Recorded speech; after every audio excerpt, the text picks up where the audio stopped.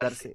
अगर ब्याज की दर खुद का 1.8 गुना हो जाए, रेट ऑफ इंटरेस्ट 1.8 गुना हो गया, ब्याज की दर जो है 1.8 गुना होगी ब्याज की दर, यानी कि अगर रेट ऑफ इंटरेस्ट पहले 1 था तो 1.8 हो गया। रेट ऑफ इंटरेस्ट अगर पहले 1 था तो 1.8 हो गया। टाइम की बात करें, पहले टाइम 6 साल था तो अब टाइम 5 साल हो गया। तो क्या मेरे भाई ये सिंपल इंटरेस्ट का रेशियो आएगा कि नहीं आएगा? सीधा जब मेरे पास सिंपल इंटरेस्ट का रेशियो ही आ गया तो मैं जो चाहे वो कर सकता हूं। रेट ऑफ इंटरेस्ट खुद का 1.8 गुना हो गया, पहले ब्याज की दर 1 थी, 1.8 हो गई। पहले समय 6 साल था, 5 साल हो गया, तो ये आ गया 6:9, 2:3 आ गया बेटा। 6:9, 3 दूनी 6, 3 3 2:3। आप बताओ पहले सिंपल इंटरेस्ट कितना था भाई?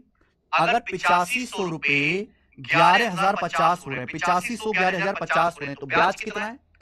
1500 1050 2550। भाई अमाउंट में से प्रिंसिपल घटाओ, अब आप बताओ अब ब्याज कितना मिल रहा है? 3 की वैल्यू निकालिए।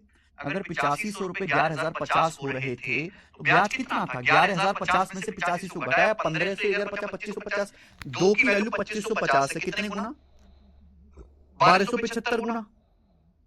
तो 3 की वैल्यू भी आएगी 3600 और 225 3825 रुपए, यानी कि अब आपको 3825 रुपए का इंटरेस्ट मिलेगा। अब आपको 3825 का इंटरेस्ट मिलेगा। लेकिन सवाल में इंटरेस्ट नहीं पूछा, सवाल में पूछा है 5 साल बाद उसी प्रिंसिपल पर अमाउंट क्या होगा। तो अमाउंट कैसे निकालते? Principal plus simple interest. Principal तो वही 8500 रुपीज, 8500 रुपए पर अब आपको ब्याज कितना मिलेगा? 3825 रुपए। ये हम ऐड कर देते हैं मेरे भाई, तो कितना आ जाएगा? ये एंड में 25 आएगा और ये आएगा 12,325। 12,325 आंसर।